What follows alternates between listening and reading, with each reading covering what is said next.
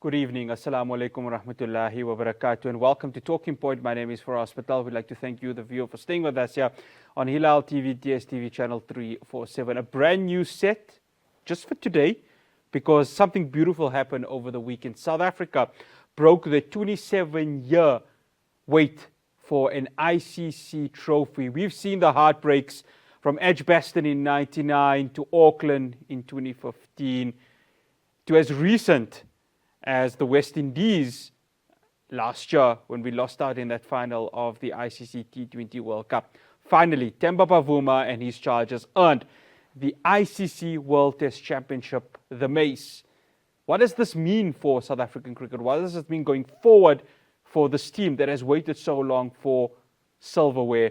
Today, I have two special guests to discuss this. Joining me online, I'd like to welcome no stranger to the cricketing fraternity. He is an distinguished cricket commentator and documentary producer, Aslam Khota. And next door to me, he needs no introduction to Hilaal TV. He played the game at the highest level, none other than Mr. Abdul Manack. Abdul, assalamu alaikum wa rahmatullahi wa barakatuh. Jazakallah so much for joining us.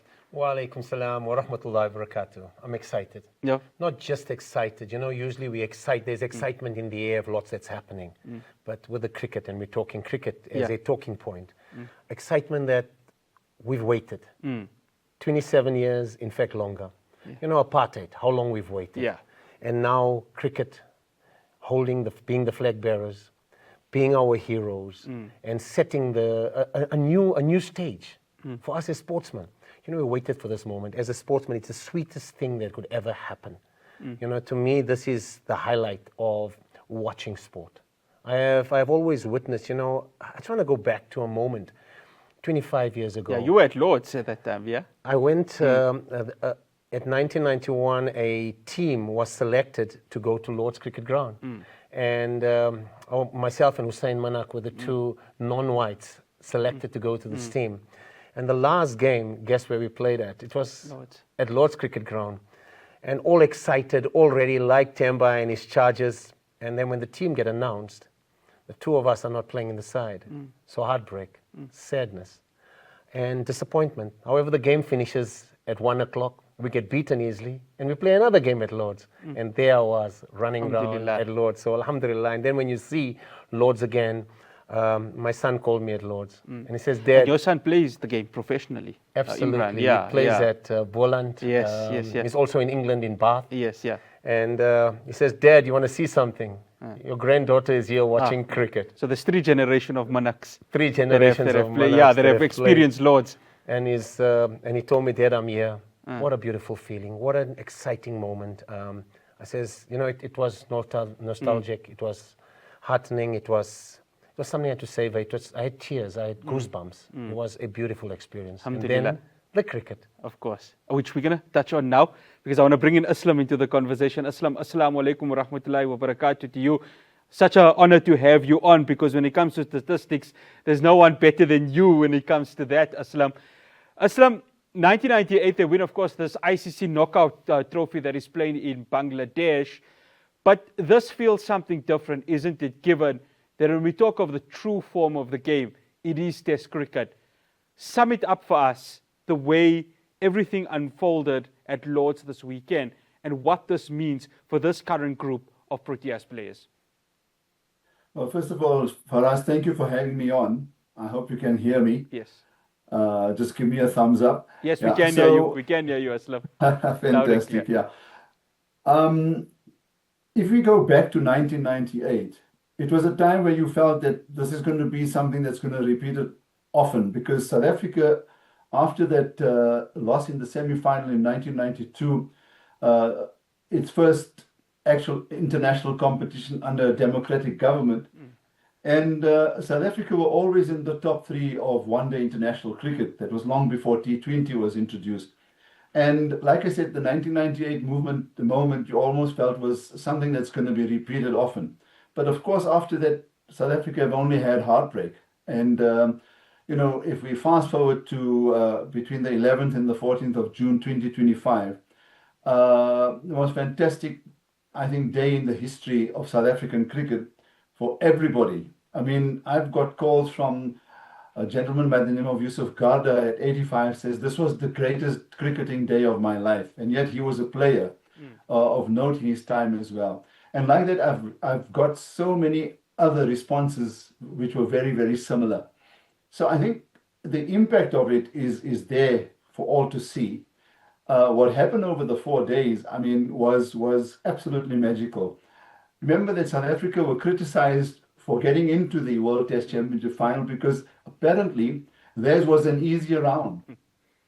I think lots of people forget the fact that winning, especially for the South African team, given their recent record overseas, especially on the subcontinent, to have gone on to actually beat Bangladesh there was in itself an achievement. And then to come and in a must-win situation against Sri Lanka and Pakistan, who against the current South African team you felt at that time, last December, January, were going to be up against it. And they came through with another 4 wins in a row, 7 in all, and they qualify for the World Test Championship. And there you go, right around the world, and everyone saying it's lopsided, it needs to be re-looked at. I myself said that in order to have a fair sort of system to get nations to qualify without it being a controversial issue, was that maybe they should stretch the World Test Championship into a 3-year cycle. That way you get to play against more of the teams. And because, again, it was lopsided, just to give you an example, that the likes of England and India and Australia, and I think to a degree New Zealand, played almost 20 and 25 test matches in that cycle. South Africa played 9. So, and of course, the likes of West Indies and others were also at the lower rung of it all. So I felt that maybe a 3-year rotation would be a better plan. They're now re-looking at it. They're re-looking at the whole format. Although the Test Championship cycle starts, in fact, tomorrow or the day after, with Bangladesh getting involved. So for us, it's to come through all of that, and then to play against the best team in the world for a long, long time. You're almost written off and you are no-hopers. And then to come in and turn it around in a test match where the South Africans were really snapping at the feet of the Australians all the way through the contest, having been really poor with a bat after a fantastic bowling performance. You just kept wondering which way is this going to go. And then eventually, after having them at 72 for 7, and then a partnership that took them to 212 and a lead of 282, you again felt South Africa were way out of it. Because at Lord's, the record stands that 340 was the only score that was overhauled at this particular venue in 1984, when Gordon Greenidge, with a magnificent double century, led the West Indies to a memorable win. And so 1984, and now we're in 2025, some 39 years later, 282 looked far away from South Africa. And for them to have pulled it off in the manner they did, with everyone contributing, and more especially that great 100, one of the best 100s scored by a South African in a tough situation by Aiden Markram. And of course, that support from the captain, that calming influence on the other side was just fantastic. And I mean, Jack spoke about the emotion. I was called within 10 minutes of the game about to be concluded on SABC television. And I wasn't even able to gather my thoughts because the emotions ran so high. Sure. My room was, our lounge was full of the family and everyone excited, and I had to be sitting here in front of the screen like I'm here with you. And this is what happened. Aslam, I have to stop you because I have to get Abdul's comment on this. Abdul, we got 3 minutes because I know time flies when we're talking about sport. That day 2, session 3, what Rabada did was amazing, but to do it against what some consider sort of an arch rival in Australia, who've given us so many heartbreaks, that was special, wasn't it? As a bowler, when bowlers put it in the right area, they call it the corridor of uncertainty. Consistently. Green, lovely green pitch, yeah? Green pitch, all the conditions, but still you have to do it as a bowler. It takes the skill. It's not just coming up and bowling on a green wicket and thinking that you could just come and roll bowlers out, batters out. But we had some class players. And Australia got top class players from Smith, and you go down the order. Khwaja, yeah. All of them, all can play this game, and alone the average speaks for himself. But when a bowler comes, who's got the fastest 150 wickets, and come and bowl in the areas, in the corridor of uncertainty, over and over and over, putting pressure. And cricket is about pressure. Cricket is about persistence. And without hesitant, consistently, and they were patient. And Temba strategically had players in the right place, fielders in the right place, bowlers for long periods. But Rabada's spell was something special. I think if I look back at the game, I think to me, Rabada's spell in both innings, taking 9 wickets, 5 at Lords, you know, and then again come back and take 4. But that spell that afternoon, not only that spell, from this first ball he bowled, he was on point, I think 5 for 50 odd. That alone, you know, it's a hallmark of a great, great, great bowler. Yeah. He's led us from the front. You know, people has criticized our team, our players. And if I go say black players, and questioning that. And when Rabada comes and puts his hand up and say, I belong, own the place, put himself again onto the screen at Lords, onto the, you know, they have the famous board. The famous board. It says that something special happened. And he was one that set the mark with his bowling. After the break, we're going to talk of somebody who's faced a lot of criticism, but has silenced his critics. It's none other than Proteas captain, Temba Bavuma.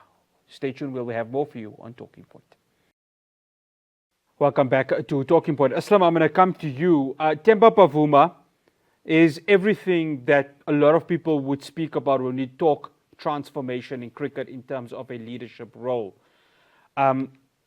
And the criticism that has come towards his way has, of course, come a lot from sort of the so-called old boys club of the game. But boy, didn't he not prove everyone wrong. Given what we saw on day 2, given what we saw on day 3, that's true leadership, isn't it? Absolutely. I mean, the one thing we always knew from about the last 8 or 10 years that he's got leadership quality. And that's why he was given the captaincy at Lions as well.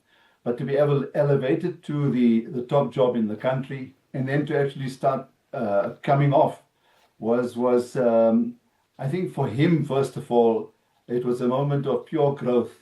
And then for most of us, whilst we were rooting for him to be successful, as you say, there were the old boys clubs, the detractors who always felt that because this was supposedly an all-white man's game for the last 100 years, which of course recent history teaches us that that's far from the truth, a lot of them couldn't accept the fact that he was given the leadership.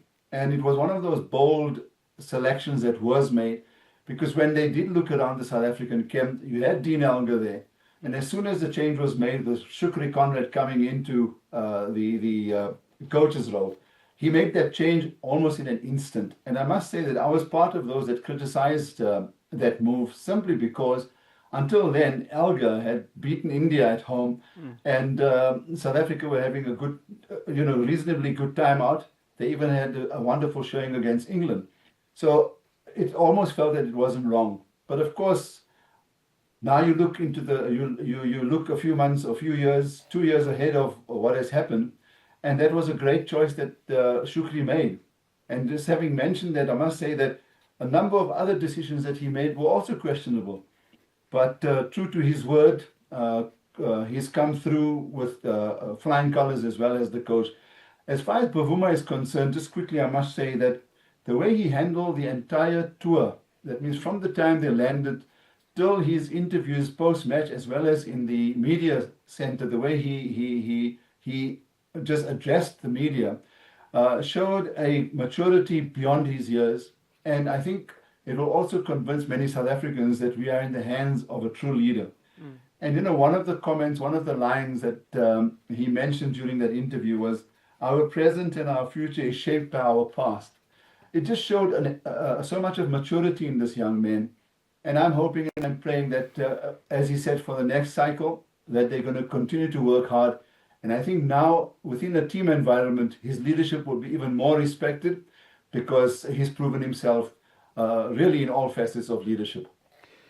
Abdul, you were not allowed to play the game at the highest level due to apartheid. Aslam would not have commentated during those times also. Absolutely. We talk of transformation, and of course many are opposed to it. But when you look at sports, it's reaped the rewards. Springboks, Siya Kolisi. And now the Proteas have done it with Temba Bavuma. Transformation is necessary. And Temba Bavuma is leading that, isn't he? Given the criticism that he has come and the way parts of the media have really had a go at him for losing series, which, let's face it, is beyond the control sometimes of the team. These things do happen. But to earn this achievement, this is really putting a seal to those critics who have said, why is he the captain of the South African national cricket team? You know, the question I answer to those critics, why not? And why not? Being the first cricketer to score a Test 100, black African cricketer, to score a Test 100, that alone is significant that there was something special about Themba. Coming from Langa, Langa's, if you say Afrikaans, he moet lang wees. Yes. He's the smallest of the leaders. Yes. And he led like a giant. He was a flag bearer. He stood his ground, he stood his mark. Beyond that, let's talk resilience. Injured, batting in the second innings, we under pressure. He carried on with his feet and he pulled through that injury, that hamstring injury, whatever it was, he pulled through the injury. Now that alone says that, you know, I belong. I'm not throwing in the towel. I'm a leader, I'm a captain. When you lead by example, people follow. His actions were more significant in all aspects. You talk transformation. He is the word transformation. Yes. You talk flag bearer. He stood up by a mile saying and put his hand up, which was taller than any other South African. When Madiba stood up and did the long walk, he did the walk at Lord's. Not just the walk, but the walk to the trophy. The walk where we call the 27-year wait. We also had a wait 27 years for Madiba's walk. So if you look back, look at the irony of all of that. And when you get a black captain who's leading us, you know, you feel proud as a sports person. We don't call color. I look at everyone as a human. And when I grew up, I always wanted everyone to be treated as a human. In South Africa, you know, because you play recently, and in circles we still play, we are still tarnished by our color, by what we have to do. And Themba proved all of them wrong. If you have a black captain who stands up for you, you now have, you know, you have a voice that we were looking for, and he's that voice. You know, I feel proud as a cricketer. When I talk of the emotion, you know, I was emotional that moment when we scored those runs, because it meant a lot, not to just South Africa. It's beyond victory. It's silencing those noises that says we weren't good enough. Now, where are you? Where are you? Aslam, as recent as 3 years ago, Cricket South Africa administratively had gone through a bit of a tumultuous time, given that a lot of it was down to comments that were, of course, made by then head coach Mark Boucher. Within the board itself, Graham Smith as the director of cricket for Cricket South Africa.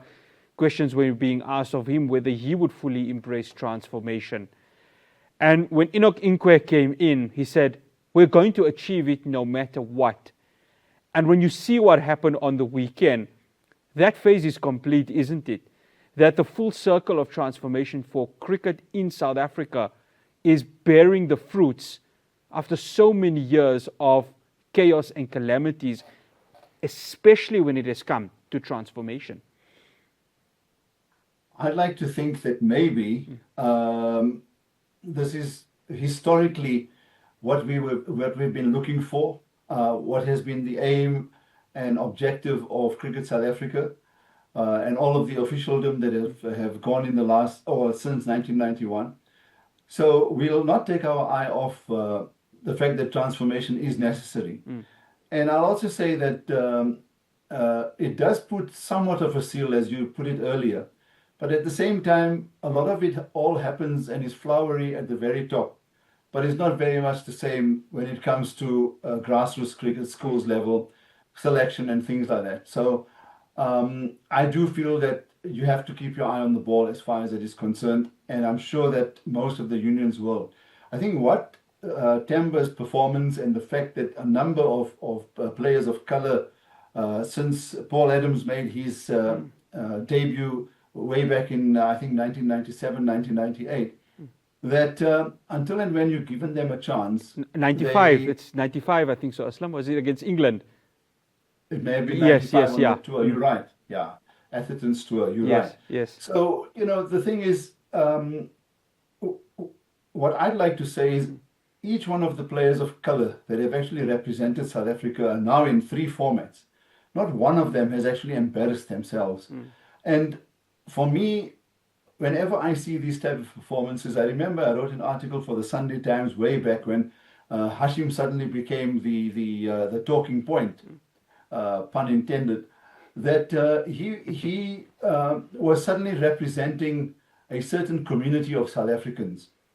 And what it did for me was, and it said for all of the likes of Jack's uncle Abdul Manack and all the others that played for South African Indians and South Africa in between the 50s and right through till I think 70s, 76, was that their feelings of the fact that if we were given a chance that we'd also play for the national team was vindicated.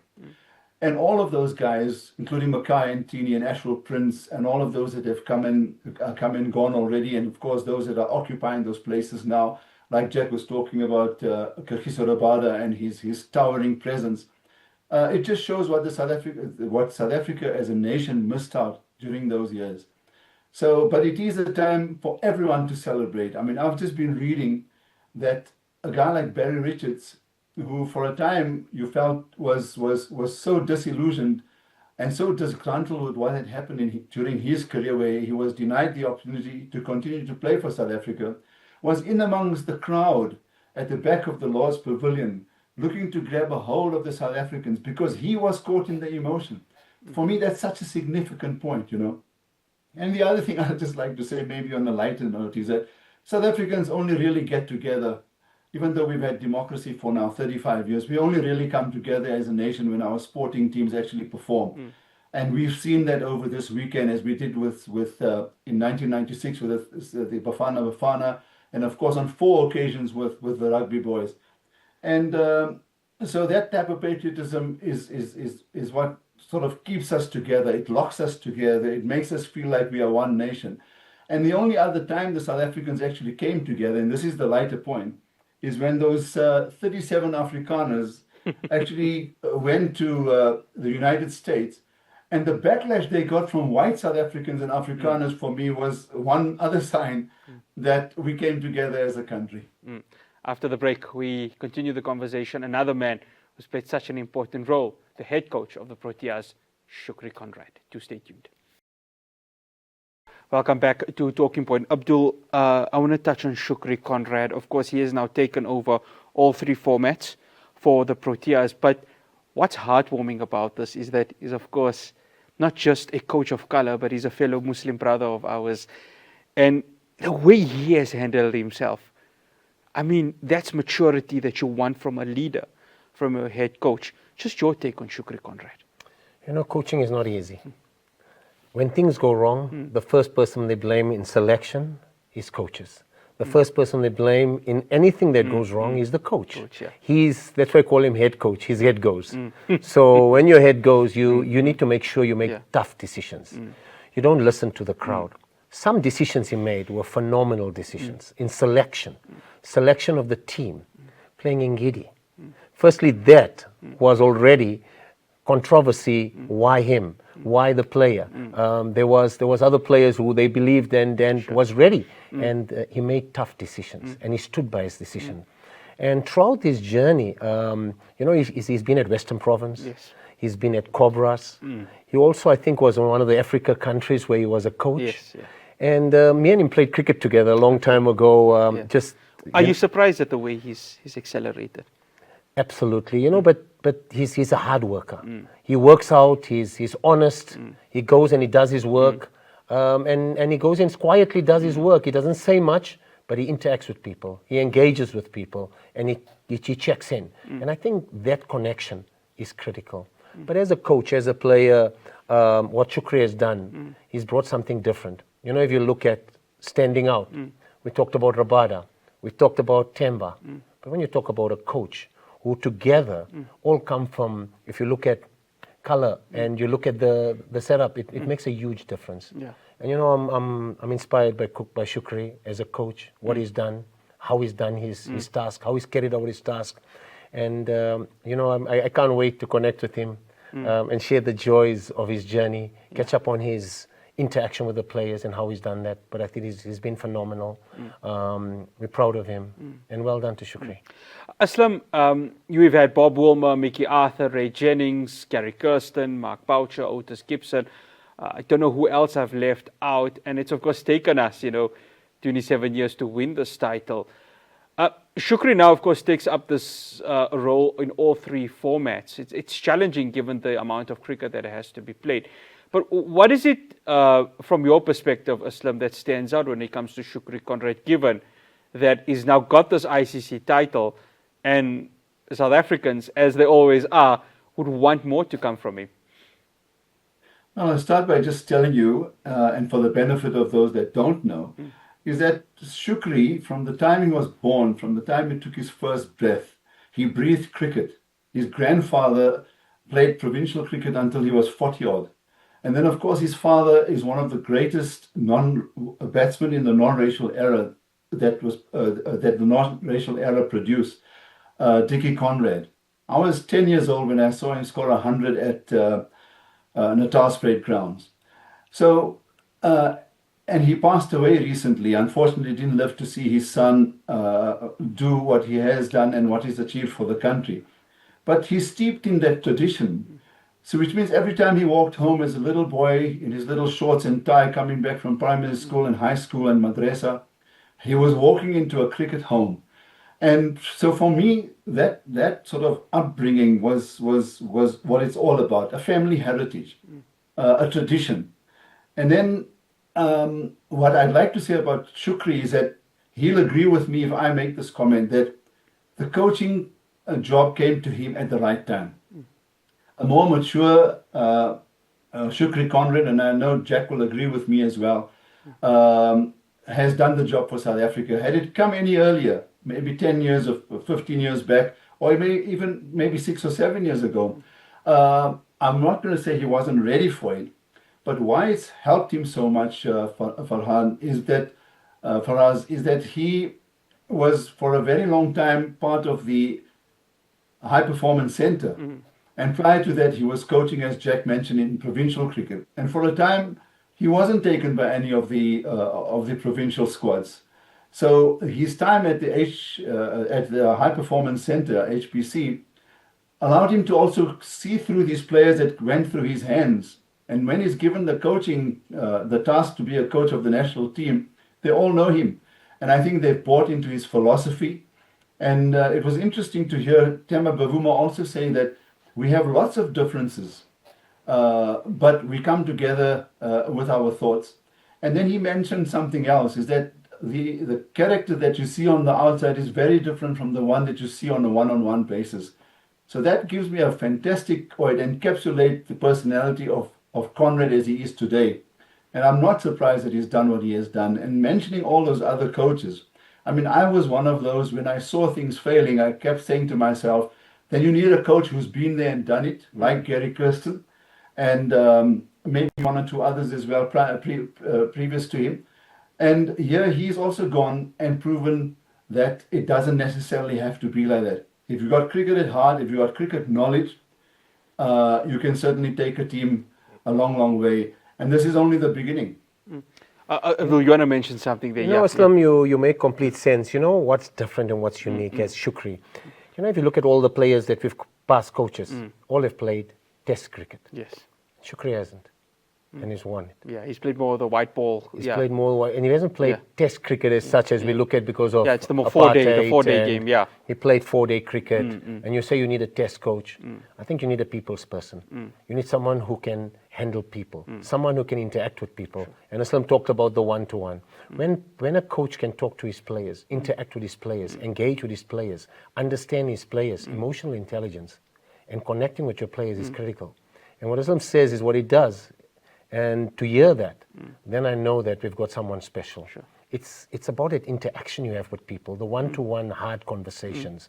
It's not being harsh and, in public, you don't make a noise. In private is where you make the noise to the player. And I think if Shukri is that quiet way of interacting with people, he gets the best out of players. So that's what the hallmark of a leadership coach is. Abdul, trophies. Of course, next year is the other 2026 T20 World Cup. But the one that South Africans want, and we're hosting it in 2027, is that 50-over World Cup. He's got 2 years, obviously. The current World Test Championship cycle will be over. But for him to build a team that can lead us to glory in 2027, can that happen? Absolutely. When you can do it once, you can do it again. It's not the end. This is the start. The journey doesn't end here. It now starts. The journey ahead is better than what we come from. So the road ahead, if you know where you've come from, the road ahead is actually better. We've done it. We can now win it. I just want to talk about Liverpool because they've done it and now they do it again. You had to bring Liverpool in. Just to bring Liverpool in this year, to say that. And you know what's so nice that he's been selected as all formats. Yeah. And someone who's successful, work with successful people, interact with the successful people, he will help that process taking us forward. And I think we've got some amazing players. We've got some amazing talent. A lot of players are retiring, but I think that the young crop of players that are aggressive, coming through the ranks, I think the future looks good for us. So I'm excited. If this is the starting point, I think I can raise my hand and say we are ready, and I'm looking forward to the World Cup in South Africa. After the break, we wrap up the conversation. We discuss, does South Africa deserve more Test cricket? Well, by winning that trophy, the answer is quite simple. Yes, but we'll speak to our panelists after the break to get their view on it. Do stay tuned. Welcome back to Talking Point. Well, South Africa's upcoming 2025-27 ICC World Test Championship cycle, of course, will have them playing the 3 big nations, of course, England, India, and Australia. But the series are not going to be like the traditional ones where we had 4, 3, or even 5 in the case of England. Aslam, I think that's the most disappointing part of it. And of course, a lot of it comes down to the fact that we've got this T20 World Cup, we've got the SA20 that happens. But from a cricket purist, and I think all 3 of us in this discussion are cricket purists, we want to see more red ball cricket. Shukri Conrad has insisted that that's what South Africans want. Give us the 5 test matches, give us longer series, because that is what really sets us apart from some of the other nations. Well, I'll start by saying that the news came out this morning that England are actually looking to include South Africa in their next cycle in the five match series. So that already tells you that the impact of what has happened over the weekend is fantastic. I'm loath to say that we must maybe become part of the Big 4, because in reality it should actually be the Big 10. All of the test nations should be given equal priority. But just coming back to, what Jack had said earlier about the performances and the young guys coming through and what it means to South African cricket, just to mention to you that we've broken our duck. And in 75 and 79, the West Indies broke into uncharted territories. The World Cricket 50 over or the 60 over game was in uncharted territories. And you see what happened to their cricket. And then in 83, India, who were almost reluctant competitors, went on to win the World Cup, and it's changed the game in that country forever and ever. And similarly with Pakistan in 92 and 96 with Sri Lanka, and Australia themselves in 87, who went with a beleaguered team because most of the guys ended up here in South Africa with the Rebels. They go on to win it. And we saw what happened to Australian cricket.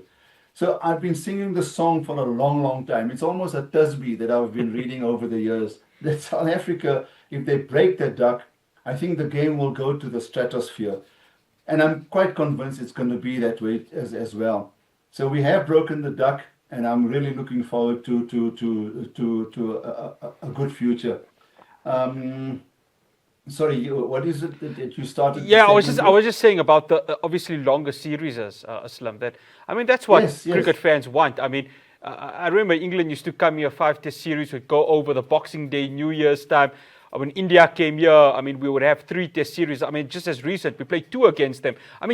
Two test matches really doesn't determine a proper winner of a series. And I think that's what fans, and Shukri Conrad himself has spoken about it. Yeah, so as I had said earlier during our discussion, that the cycle, if there is a 3-year cycle to it, maybe they can squeeze in three test matches at an absolute minimum. because you can't really have a series decided over 2 test matches. Even if it's 2-0, can the other team come back and make it 2-1? Because now all the points that you score in this World Test Championship are of importance to each of the teams. So, you know, the third test is very important.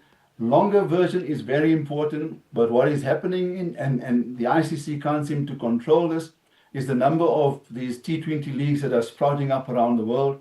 More disappointing is that now you're getting businessmen who are starting up their own T20 leagues, and players are flocking towards it because of the money. I mean, we've had 2 retirements in world cricket today of the most exciting batsmen that you could see in the modern game. That's Nicholas Pooran and South Africa's Klaasen. And they've retired because that's the choice they're going to make. So there's still challenges that lie ahead, but for all intents and purposes, we all want to see at least a minimum of 3 test matches against all of the countries. And that will only help, in fact, promoting and enhancing the standard of cricket, test cricket, in all of the countries around the world. Abdul, we want more test matches. That's it. I mean, I remember growing up in the 90s watching England play 5 games here, West Indies played 5 games here. We'd have Australia playing a 3 test match series. But that's what we want. Absolutely. More test cricket. To me, test cricket is the, you know, they call it the home of cricket. Sure. Lords is the home of cricket. All the type of cricket. Yeah. Test cricket is the mother of all cricket. It is where you actually see a high level of skill. You see a mental challenge. You see leadership. You see tactics. You see a challenge of patience and perseverance. You see everything come, it's an art. You see a bowler running in. The best part of test cricket is coming on the first day, taking a seat, comforting yourself, and watching that first over. And then you see what the wicket's doing. The ball's seaming around. You know, that is, and then you see the batsman getting his eye in. The game is, everything is happening behind, it's all happening behind you. And then suddenly you start seeing them getting a drive, a hook, a pull. Money has changed the concept, or nick behind. Money has changed this love of test cricket. It has taken over colorful clothes, excitement, fun. But to me, as a cricketer, as a lover of cricket, test cricket is everything. It's sad to see that we're playing so little test cricket. It's sad to see that South Africa have only played 9 compared to the other provinces 20. They are limiting us, and I agree with Aslam. We should play more cricket. Minimum 3 test matches, 5 is. When I went to England, you know, when I started going in 1991, there was 5 test matches, watching the West Indies, fast bowlers, watching England, watching Pakistan, watching Imran Khan running in and bowling. It was special. Watching leg spin bowlers, off spin bowlers. Great Shane Warne, The great Shane, the art of the battle. You can't get that. You know, test cricket is unpredictable. Test cricket is drama. Test cricket is tension. Test cricket is where we are champions. So it's everything to me. Yeah. Well, Aslam, for the Proteas now, of course, hoping that, of course, England will be able to push for that 5 test match series. But the Proteas going ahead because, you know, you've mentioned it now, we've broken the duck. I asked Abdul that question before, obviously, we went to the break. 2027, that World Cup. It's the 50-over World Cup that many fans are looking for. And we've had heartbreak, 92, 99, probably the worst of them all. 2007, 2015. And of course, in 2023, when we lost in Kolkata against Australia. Can this be the change that South Africa is needing? You've mentioned India in 83, you've mentioned the Windies in 79, you mentioned Australia in 87. Can this be the era for South Africa to get that big one, the 50-over title, where we're going to be hosting it in 2 years' time? In fact, it's not even 2 years. But the fact that they've made Shukri the coach, it means that there is preparation time as far as getting, first of all, a squad of depth, 24 players who you can choose from right now, give them as much exposure as possible, and get them ready for that all-important event. The one issue that I fear is that when it comes to this Future Cheers program, and also the involvement of Cricket South Africa, is that as an example, for us, they've got the West Indies coming here for 5 T20s next year. There's no test match in South Africa until October next year, 2026. So what about maybe 3 T20s and also 3 one-day internationals? I know that next year's a T20 World Cup a year, and that's why they've got 5 T20s. But it's almost sacrilegious that you always compromise one for the other. You need to give it equal time, because at the end of the day, if Shukri's boys don't pull it off in the end, then we're going to be looking for excuses, and one of them will be that we just haven't played enough. And if you're playing a World Cup at home, every opportunity you get to put your team on the field against whoever the opposition may be, to play at home, to get used to the conditions, to know what it's all about in 50 over cricket, and how they need to go about it, because all the coaches that are coming through now are adopting and adapting new philosophies. All that can come together if you're given a bit of time. And that is my only fear, that do we have enough time, and are the cricket authorities giving enough concern and maybe enough, importance to the 50 over format, since we're going to be hosting it. We certainly don't want another issue or a debacle that we had in 2003, although the rain had a lot to do with that. But still, it just didn't look like in the end that our team was actually ready to go all the way through. So I hope those concerns will be addressed, and that Shukri and his squads will be more than ready to take on the world come October 2027. Abdul? Can we just win 2 the minutes? World Yeah. Cup? I mean, that Future Tours program, I know it's a lot of it is against South Africa, given that the big 3 are favoured. But if there's one thing we saw of the South African team, resilience, can we do it? We've done the Soccer World Cup. The Champions. I think we've got potential. In rugby, we've done it. At home, we are a different culture. We go Shaloza, and I believe the Hirs, and I believe we can.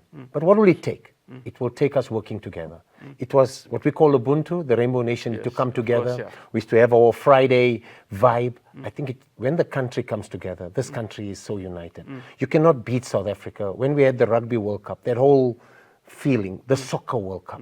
So one, I believe the country can pull together. When the country pull together, the team suddenly gets uplifted. We then need teamwork. We need great betting displays. We need a consistent team that works from now right till then. And if we persist with Shukri and his morale and with this momentum, I believe that with South Africa, happening in South Africa, the possibilities are vast. I believe we can. Aslam, absolute pleasure having you on as always. Jazakallah so much for making the time for us. Assalamu alaikum wa rahmatullahi wa barakatuh. Thank you very much. Wa alaikum salam wa rahmatullahi wa barakatuh. That's Aslam Khota, cricket commentator and documentary producer. Abdul, absolute pleasure. As long as we have your spirit, I believe we can do it. Watch out for us cricketers. We can hit and run. So I just know, beware. Definitely, 100%. Abdul, absolute pleasure having you on. Jazakallah Jazakallah so much. Assalamu alaikum wa rahmatullahi wa barakatuh. Wa alaikum salam wa rahmatullahi wa barakatuh. That's Abdul Manack and Aslam Khota joining us for this. A very different talking point. We're discussing, of course, our boys, the Proteas, winning that ICC World Test Championship. We want more. That's what South Africans want. We want more trophies to come. Let's back our boys, and inshallah, they'll be able to bring more success to our shores. That's all we have for you here on Talking Point. From myself, Faraz Patel, and the rest of the team here in Johannesburg. Assalamu alaikum wa rahmatullahi wa barakatuh.